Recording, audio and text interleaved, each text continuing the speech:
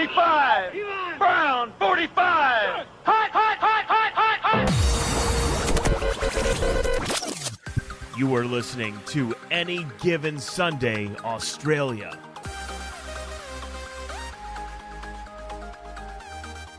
Yes, hello and welcome to the Any Given Sunday Australia podcast, the number one podcast in at least 3 households, 1 studio, NFL Australia head office, American Football Australia head office, currently in the ABC studios, Budgie Smugglers, everywhere. We're growing worldwide. Over in Europe currently, Charlie, you are joining me. I'll introduce you in a second because Danny Boy has just travelled Europe. He's been sending me photos of him on the beach, which I'll put up on our socials in a minute while we're sitting here and it's pouring down rain in Melbourne. Joining me, as always, in the comfort of his, I believe, work. Just my messy ABC office. Yeah. How are you, mate? I'm good. I love that Danny has finally made the transition to terribly annoying European summer influencer. Yeah. Sending photos of various destinations. I don't know like when this sort of happened, but kind of the last 5 years, Instagram has just been people who I now don't like showing their European summer. I got no time for it at all. Like, he's dead to me until he comes back here and and can defend himself. He's dead to me. It's the best time to have a go at him when he can't defend himself, so we can just sit here and pot away. That is exactly right. Yeah. Well, he's superficial and he's just in it for the likes. And that's not how we roll. He doesn't actually have socials besides Twitter, but he's in it for the likes. He's everything we want to be, the bastard. So there's actually some pretty big news, and Danny was away for it, so I'll celebrate it with you. As of, just short of 2 weeks ago, we've hit season 4 of the podcast. We've been renewed. We're going again. So huge news and welcome aboard for another season, mate. Very excited. And season 4 is going to be big. Not just like there is a great season of football ahead, but we'll tell people in a couple of weeks. But we've got some big news about what we are doing with the podcast. And, our hope is season 4 is definitely our best season yet. Oh, absolutely. It's not a very high mark. So no, it's not. It's not at all. That's the good thing. We will kind of tease a little bit. This is coming out on a Saturday. Monday, some new things are already happening, so make sure you're all over that. I'm gonna mention it, Charlie, because I want to kind of preface it as to why it's called what it is. We've called it the Summer Series. We've got a bit of a Summer Series that's going to happen. Speaking to different people about how they got into the game, Australians about how they got into the game. People are going to ask, why is it the Summer Series in the middle of winter? We're obviously an American show. So that's like asking why are we into football when it's cricket season. That's just how it is. So it is summer in America, hence Summer Series. So don't be too confused about that one. But some big things and big names. So that's exciting, and that'll kick off on Monday. And I would say, just as a tiny sneak preview of that, Ooh. Not saying who we've got. Not at all.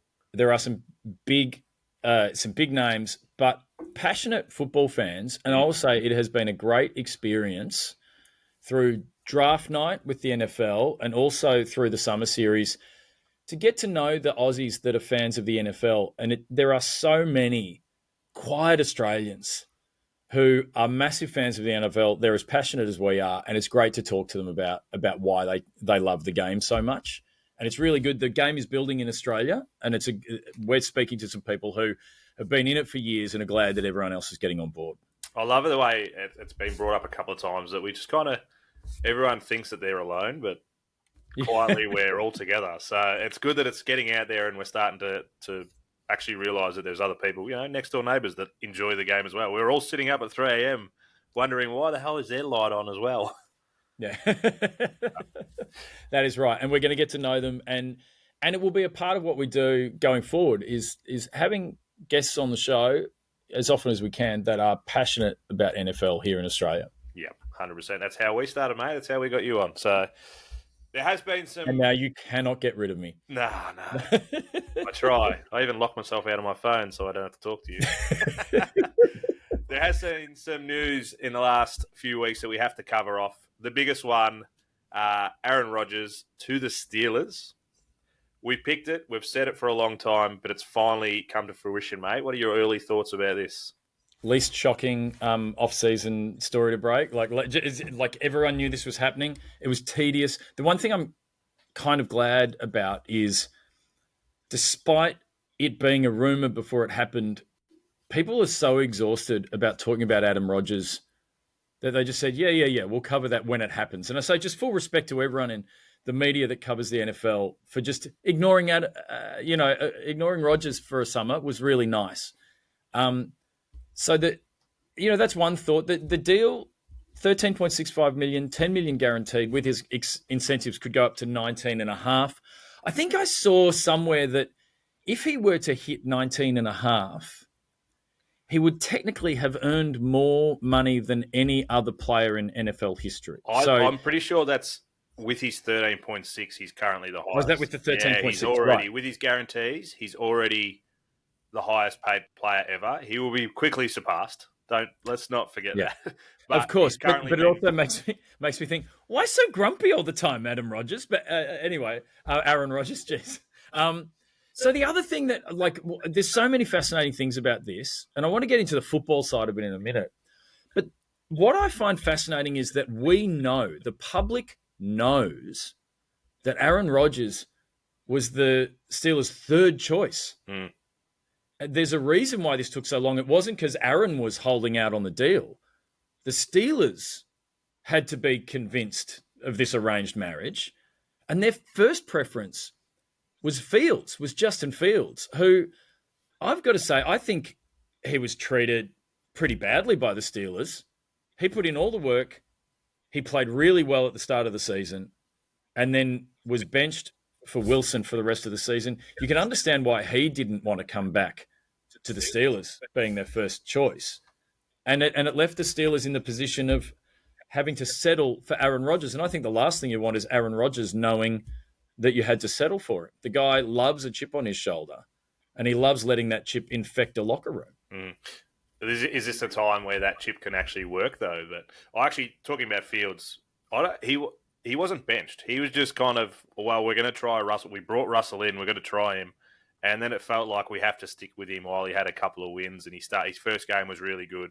We have to stick with him. So he was just seriously unlucky in the end of it. But yeah, that's what Fields has gone to the Jets. Fields has gone to the Jets. Yeah, that is right. To the Giants. So week one, it's Rodgers versus the Jets. So it's Fields versus Rodgers. So it's huge. Whoever made the script writers, Danny loves the script writers. They worked out very quickly that Rodgers was going to the Steelers. They've made Packers in week 8, Jets in week 1 as an opener.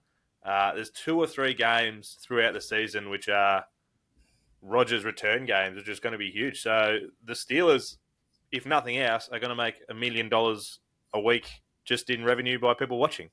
That is exactly right. So it's already paid for itself. Now, Rodgers, for his part, he is quoted as saying this about joining the Steelers. He said, "It starts with Mike Tomlin. I've been a fan of his for a long time. There are a few iconic franchises in the NFL. I played for one of them for 18 years. This is another one of those." Very positive things to say about Mike Tomlin. How long do you think that lasts, given that Tomlin is a team first? He is the brand of Steelers football. And Steelers football is not about individual superstars. It's about the team. And it's very much defense first as well. How long do you think Rodgers loves Coach Tomlin for once he realizes that it's not all about him? I am one of the few people, and people are going to knock me because I'm a big Green Bay fan. Obviously, it's not a secret that on the field, I'm a very big Aaron Rodgers fan. Off the field, take it or leave it. I can see this working. I think that Tomlin is the kind of coach that can make it work. Whether it was Brady and Belichick. Oh, I forgot the greatest coach of all time. I forgot his name. Who's off, marrying 21-year-olds now currently. So good on him. I reckon this is the kind of relationship where he can pull him aside and be like, "Mate, this is not working," or it is working, and keep his ego in check, because that's the biggest thing that really stuffed it up at the Jets. I can't see, Adams isn't going to be signed soon. Alan Lazard's not going to be signed. Randall Cobb's not going there. Like, not going to get the people that he wants. He's got DK Metcalf, which they have worked out. Whether it was early in this offseason or late last offseason, they have done some workouts together. So already got a little bit of continuity, which the Steelers will be happy about. But I know there's a lot of Steelers fans that aren't happy with this, but they've got an amazing defense, top 5 defense, which, again, I understand the Jets did. But I've got a feeling that this could work. So it is. Do you know what? This is a little bit granular and detailed, but one thing that I think will determine how well this goes is Aaron Rodgers' attitude towards the Arthur Smith game plan as OC of the Steelers. And Arthur Smith is very much run heavy. He's run first. The whole offense that he wants to run is based on the ground game.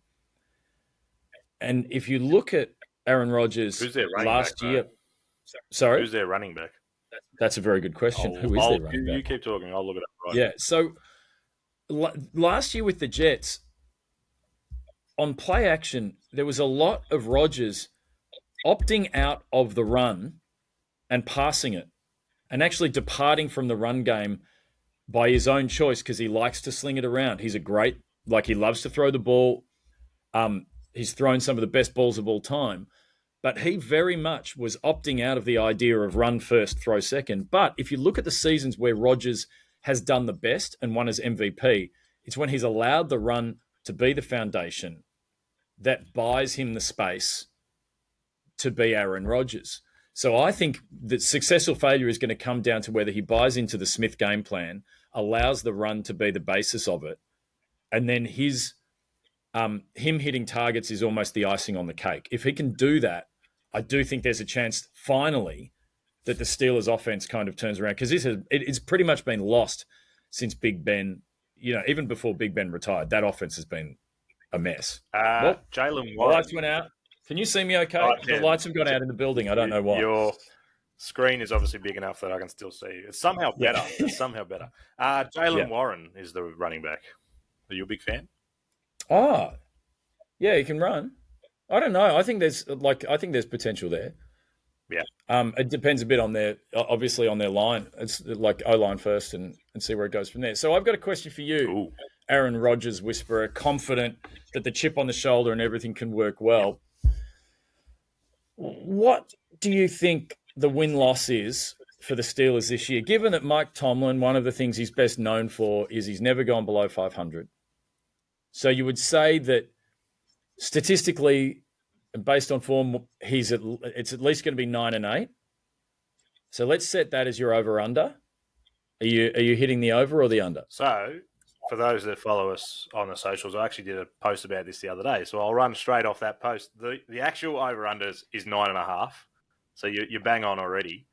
And the reason I'm going to hit the overs is they've finished third in their division. So they've already got a favourable schedule. So you got to look at that as well. They've still got a top 5 defense. Anytime TJ Watt's there, they're going to be game wreckers. They're going to be a problem. And I think, like you said, Justin Fields, I think he was the better of the 2 QBs, but only played 3 games last year. Russell Wilson, not the Russell Wilson of old. Yes. So, and yes, Aaron Rodgers is 47 now and not the Aaron Rodgers of the past as well, but he's good enough. He's still through for 3,800 yards and 28 touchdowns last year, which was more touchdowns than your MVP. So I think that they are good enough, and with the schedule that they're going to have, that they'll win 10, 11 games. And I'm not going to say they're going to win their division because it's a tough division. Even if they come third, it could be the NFC North of last year and have 2 or 3 teams in the playoffs. So the one chink in your armor there with that story, and I don't think this is necessarily a problem come week 1, but that team has ridden on the shoulders of TJ Watt for years now. Yeah. And he's a holdout. He is not attending preseason training because he wants a new deal. So it's hard to imagine TJ Watt leaving the Steelers or not playing. But if they can't get that deal sorted out, that's not an ideal run into the season. Although you could argue that TJ Watt could rock up 5 minutes before the game one, and he'll be fine. Yeah, 100%. He'll be out there with JJ Watt doing reps, and he'll be fine. But if he doesn't play, then it's a very different story. My overs is saying that TJ's playing. Yeah. All right. Well, let's see how we go. Let's put a. Do we put a burger on that? 100%. That's a burger Your bet. burger bet. I'll be putting real money on it in my account. But you can put a burger bet on there for sure. Do we have somewhere to actually keep these? Because I'm just going to throw burgers out everywhere. We're going to have to keep these somewhere. You know what? We are going to have to. I tell you what. We're going to have a team meeting once Danny is back. Yep.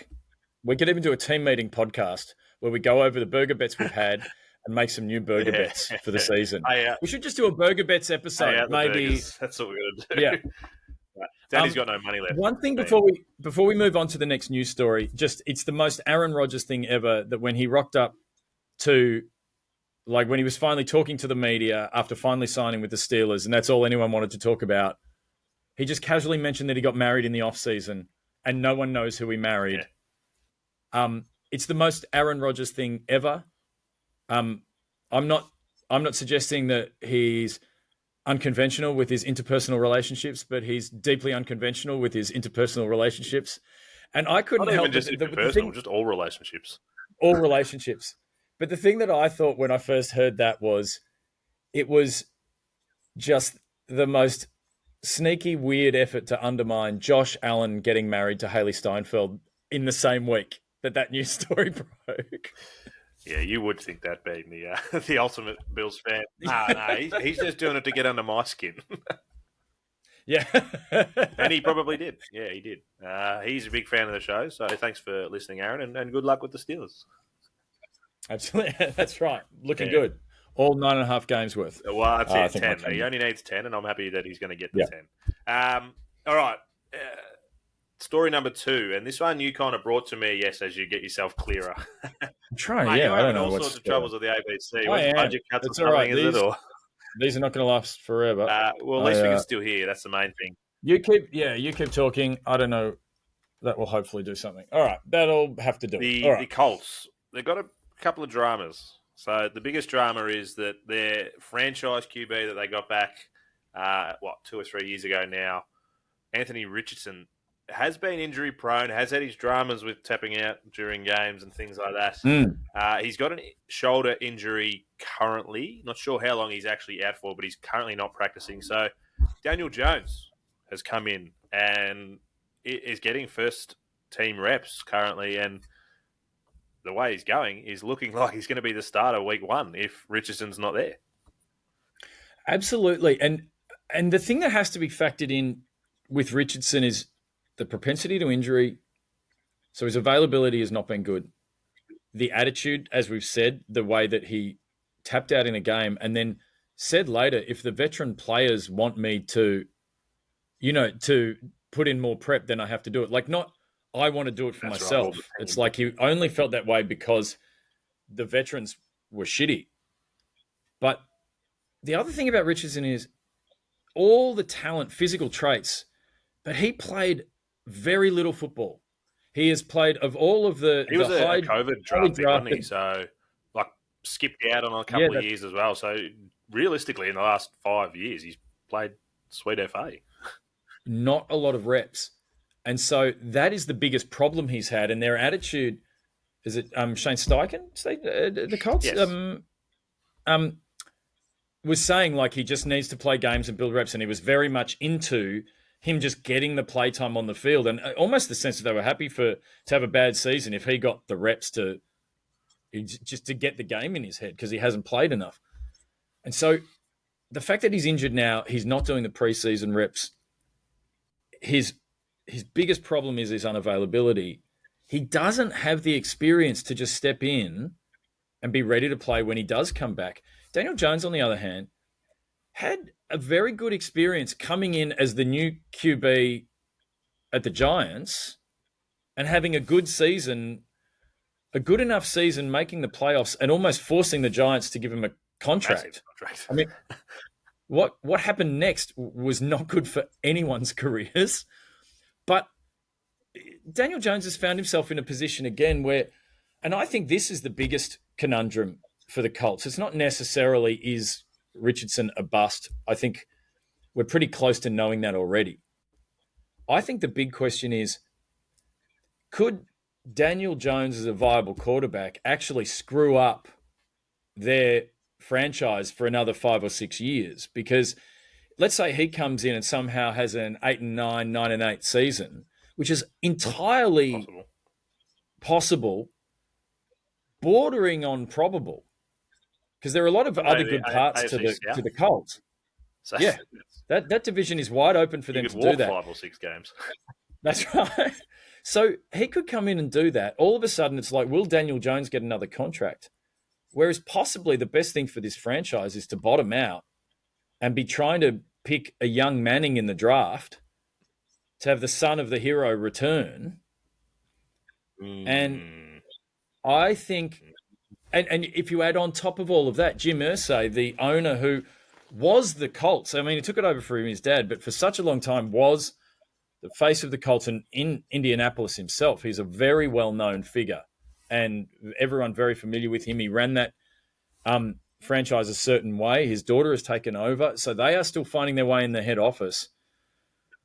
The best thing for that franchise could be to get themselves a high draft pick in the next few years so they can get their next Andrew Luck. They can get their next... Peyton Manning. That's what they want. Peyton Manning is what they need. He lasted all of 4 minutes. But that's right. And without it, a very good franchise could be in the wilderness again. They've been in genuine franchise QB purgatory since Andrew Luck, since Peyton Manning left with a broken neck and went and won a Super Bowl elsewhere. It's almost been like the ghosts of the past coming back to haunt them for getting rid of Peyton Manning. But you're right. Bringing another Manning into the building and, building the future around him could be exactly what they need. But is this another Sam Darnold leaving a New York franchise and actually being pretty good? Well, that's right. Could Daniel Jones actually be a really good player that was just sucked into that hole that is New York? Well, I mean, do you think he is as good as Sam Darnold? I've got in trouble on this podcast in the past by saying things about him that you're not allowed to say these days. So I don't. Going by the film that we've got, no. I think it was his coaching that got him to the playoffs. But I've been wrong about QBs once or twice before. Sam Darnold, I said, was no good. And, it turned out to be a superstar getting paid a load of money at, where is he now? Seahawks? Yeah. Seahawks, so, Daniel Jones he's a gunslinger. We know that. He's going to have a crack at it. He's almost a Josh Allen of a couple of years ago where he's going to be like, you know what? There's someone down there. I'm going to throw it down there. I might give up a pick, but I might make the big plays. So whether Shane Steichen can turn that around to be like, hey, mate, let's keep your heads on your shoulders. Let's throw 30 touchdowns and not 30 picks. And you never know. They've still got a good, running back core. The lights are back. Yeah. Their defense has never really been an issue. They did get rid of Adam Gotsis this year, which is that's their bad. So I think, and they'll do enough to win those 8 or 9 games, which is going to be a problem for them if they want to. They're going to have to trade up to get Manning because I do think that's their future. Whether they get there or how they get there is going to be a different story because Jones could turn around and win 8, 9 games this year and make it a real issue. This is all providing that Richardson's not there. And once again, if Richardson gets healthy by the start of the season, but he's missed those preseason reps, that's a tough decision as well.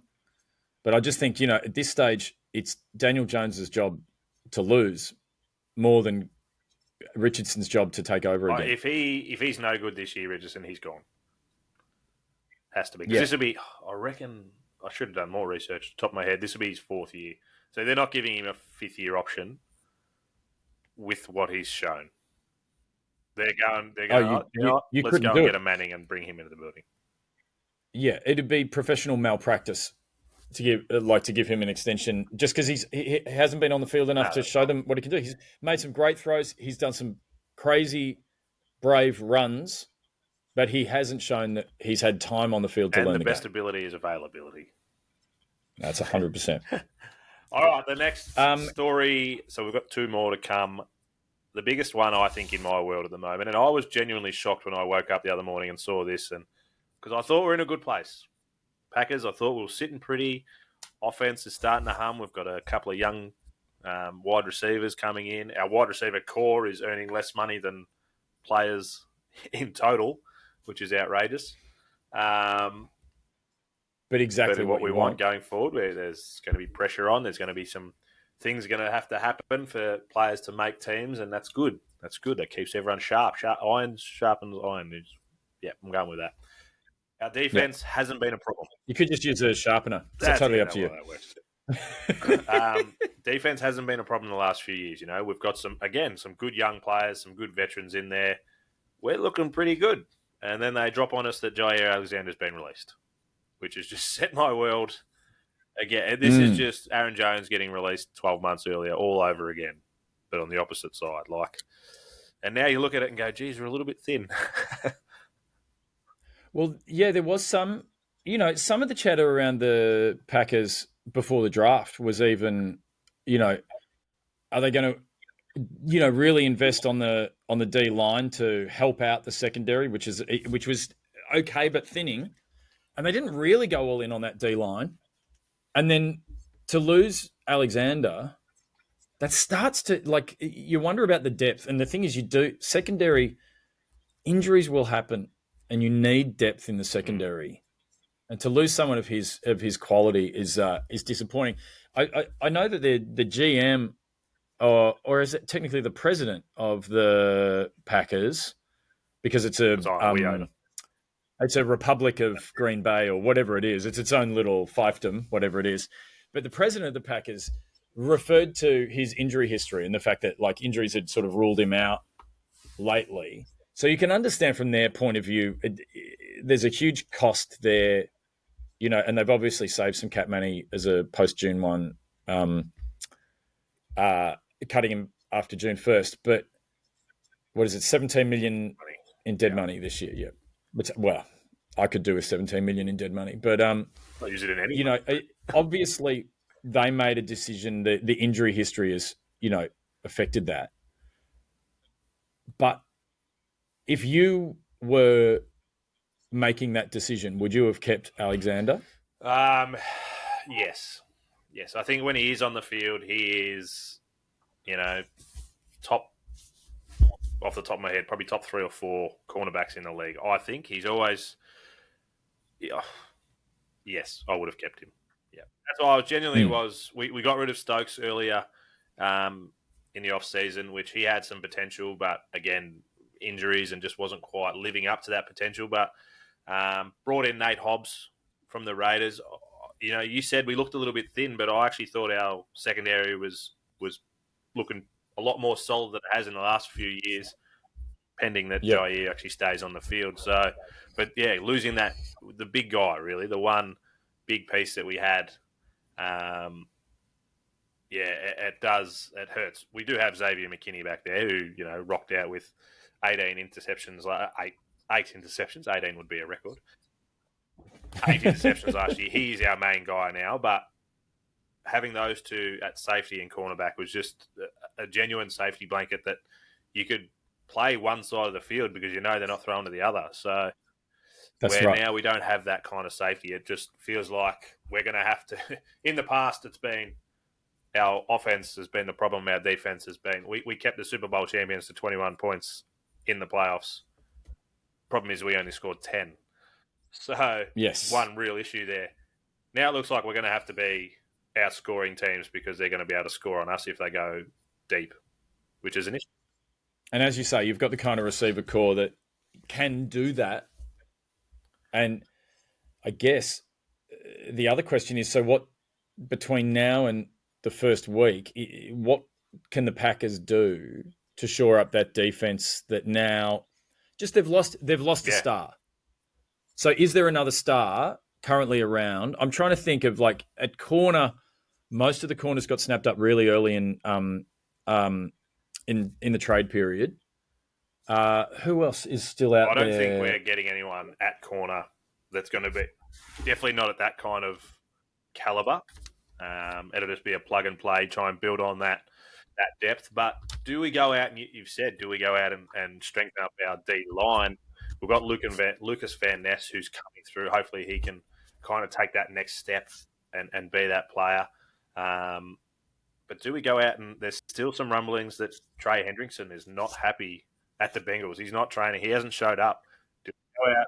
Understandably so. Absolutely. Understandably He's so. the biggest and best, white guy at that position for sure. There's a few other pretty big guys that are pretty good. Yeah. And he's still relatively young off the top of my head, so we'd be able to get 3 or 4 good seasons out of him. Do we go and chase someone like that and plug him into so make our D-line a lot better, so then they're not throwing it deep because they can't, because he's already got to them.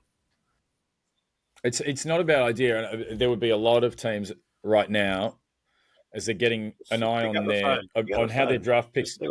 Yeah, how the draft picks are working out on their D-line. A lot of people would want Trey Hendrickson on their side. One quick question on this before we move on. Jalen Ramsey is still a name flying around as someone looking for a home. Do you think he's too far past his prime, or do you still think that he's good enough to maybe give you that depth? Why do I feel like he signed? Did he go back to the Rams? No, Dolphins trying to trade. The Rams. Oh, there you go. Journey from Dolphins star. I think McVay has talked about it. So, yeah. But he's still in Miami and still looking for a trade. Oh, look, adding it, I wouldn't say no. I think adding a veteran piece like that would be good. I definitely wouldn't say no to Jalen Ramsey. I've never liked him in the past, but maybe because he's been good. Do you know the name that just came to mind for me, a familiar name for you? And I don't know why I'm trying so hard to solve the Packers' problems at corner. But Sorry, he's here. I'm wondering, has Rasul Douglas signed since he left the Bills? You didn't trade him, did you? No, his contract finished, and released him, I'm pretty sure. We released him because we invested in other ways at cornerback. I think he is still out there as a free agent at this point. Could be a reunite. So, and I would say, like, Rasul, I think he lost a step. He looked a step slower last season for the Bills. The first story that pops up when you Google it: Packers urged to sign. There you go. We're onto it. They're already onto it. That's good. They're already starting to think about it. So, and at least Rasul Douglas, like you, other Packers fans were pretty gutted when he got traded to the Bills. And when he first arrived, he made a real difference for us at corner when we needed it. So, I think he would be a very viable option. Hopefully there's still some options out there and we actually see something happen, because that was, it was a real kick in the agates when I woke up and saw that Alexander was gone. So, all right, that's enough Packers talk. Bringing me down a little bit. I need to pump it up. Jordan Love's going to win MVP, so we'll be sweet. The NFL has recently approved, and we're going to have a few of these in our summer chat. We should have a few of these players on, which would be awesome for the Australians. For players, NFL players, to play flag football in the Olympics. It's just huge. There is some barriers they have to work between. But having players of that caliber, surely America's now $1.01 to win, I would have thought. Yeah. I'm not putting a burger bet on you with you there. Unless you're willing to put the burger up, I'll let you put it, sure. Absolutely not. Huge news amazing for the game. That's going to bring fans through the door, surely. I think it's going to bring fans through the door in a very big way. The questions that have come up this week for me, and a lot of people are talking about this, is are NFL players being arrogant by just presuming that they would walk onto the Olympic side? They might be famous and they might play football at the highest level in the world. But flag football, whilst a game of down and distance and the fundamentals maybe are very, very close, it's a very, very different sport. And what is to be an outstanding flag football player, I mean, a lot of them run, catch, and throw. Like that you have to be an absolute gadget player to play a role on a flag football team. And I wonder if there's an arrogance in some of the players going, yeah, I'll go and play for the Olympics. It was interesting. Josh Allen, and obviously these are the press conferences I listen to the most, but he was very respectful and said, I don't want to disrespect anyone who currently plays flag football. They are the pros at doing that. He said, but I would love the opportunity to represent my country. And I think a lot of NFL players would love to wear the red, white, and blue. So my question back to you is, would you be happy with your star player, let's take your quarterback, to play in the Olympics and risk getting injured in the off-season playing in the Olympics? Quarterback, I would be, yes. Only because, Danny and I have been fortunate enough that we're involved with the Australian side of, Australian flag football. We've been up there, commentated the last couple of nationals. Quarterback, because it's non-contact. Let's make that very well known. Quarterback's relatively safe. If it was one of my wide receivers or something like that, who are going up, that's the biggest problem is they're going up in the air. You're suspended, but they're all such good athletes. Brad Howard is one that sticks out for mine, the Aussie.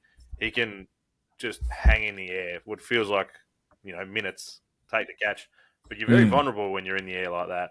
And although it is, that's where the most contact is when it's in the air, players flying against each other. That's contested. So my QB's not leaving the ground too much. So I'm pretty happy if Jordan Love wants to go around and sling it.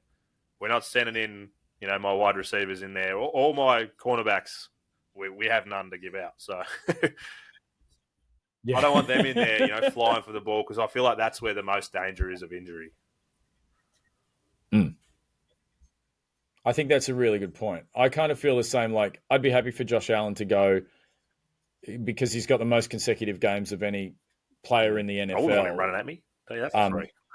Uninjured. That's exactly right. I can't imagine the Latvian flag football team would want to post up against against Josh Allen. I tell you, some of those the Mexican team is elite, and most of them are 4'3", which is their problem. But so I can't see him launching it high and taking out Justin Jefferson in the air. I reckon that'll be a pretty easy play. But it's not the arrogance. I think where it becomes a problem when if you've seen some of these guys move, like their hips are crazy. The way they can swivel, so you can't grab that flag. Like you have to be so good at.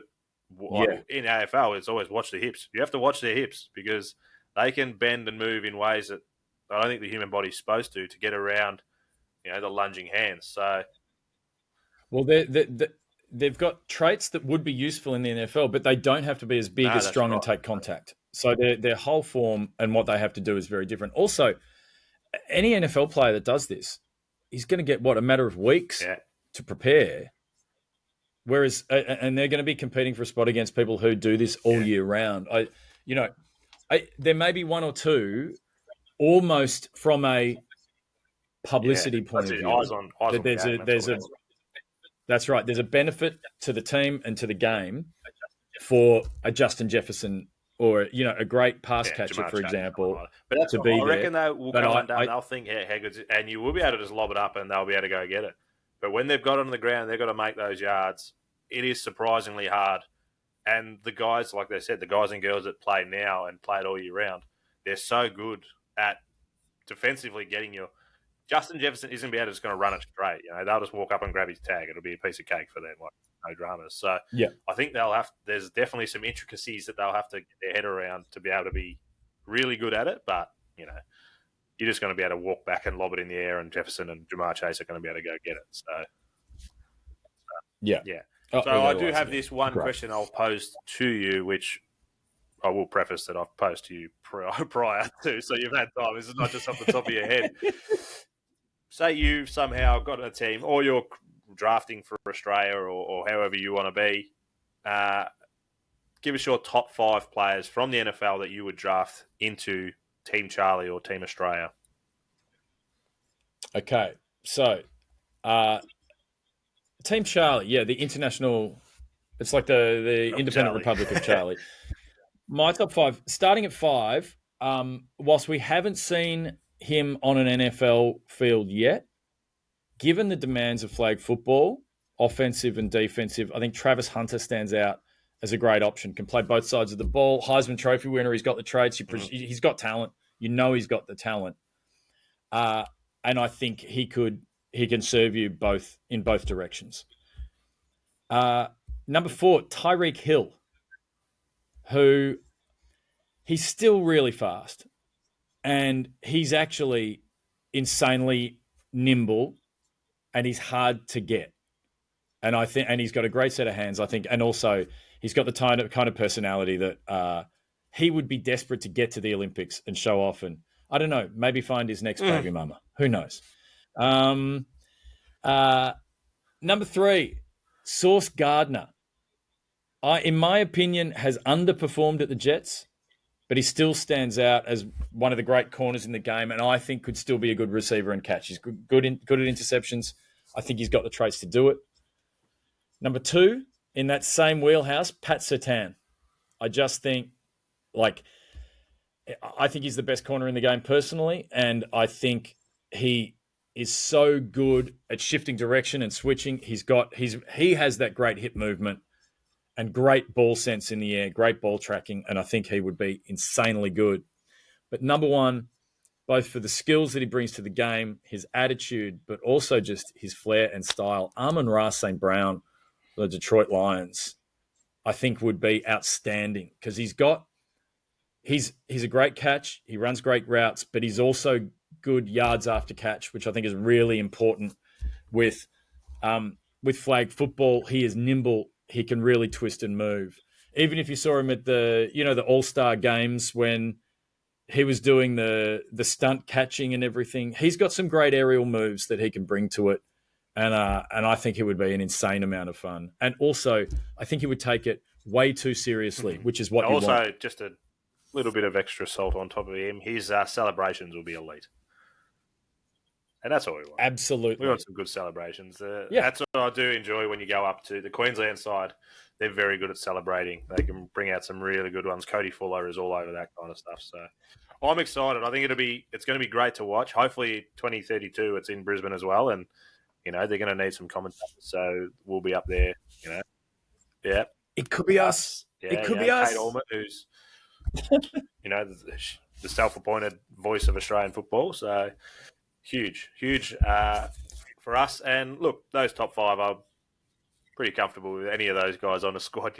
You're going to go pretty well, I think. Anyone I missed, you reckon? Have you got a superstar that you would like to stick in there? I like that you didn't go just the stock standard, QBs and wide receivers, but those guys, Joey Burrow is going to be able to, pinpoint Jamar Chase, Justin Jefferson, those kind of guys. What about someone a bit bigger because you can use them on a defense? A couple of the tight ends or a Max Crosby or something like that. Rushing the QB is a big thing, and Max Crosby has a big wingspan. Jeez, Max Crosby could do some damage at the Olympics. Like he could really. And I don't want to say that I'm scared, but when he's running at you with his arms splayed like that, there's no pads, there's tattoos everywhere up his neck, and he'll be scary, man. You definitely need to bring the backup pair of shorts. For each half, I think. All right, mate. Yes. Talked enough Green Bay and not enough Bills, really. I'm not too disappointed about. So I've shown enormous restraint. Enormous restraint about the Bills. Which is nice. I will just say this: very happy with where the Bills are at. Good. Could not be happier. We'll get you hopefully back next week. Look out for our summer series coming out Monday. We will drop who our first guest is. Big things happening in season 4, mate, and looking forward to it with you. Yeah, great season of football ahead. And what was I going to say? Yeah, go Bills. Hey.